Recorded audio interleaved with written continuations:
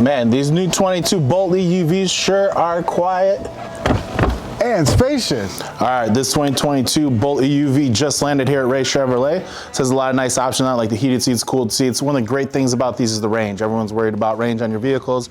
The Bolt EUV is gonna get you about 247 miles of range per fill-up. And then if you go full battery on the Bolt EV, that's gonna get you about 259 miles of range.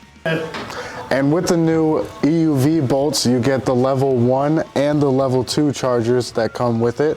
The level 1 charger will charge for 4 miles every hour. Level 2, you're gonna get around 25 miles every hour. Things that Chevrolet is doing with the purchase of every Bolt and Bolt EUV is you're actually going to get covered of the Home 220 outlet installation. So Chevy will send out the electricians to your house to upgrade your electrical so that you can do the level 2 charging in your home at no cost to you. If you live in a condo or an apartment, something where you can't have that electrician come out to you, you actually get a $500 gift card to use public charging stations like fast charging, where you can get up to 100 miles in half an hour charging.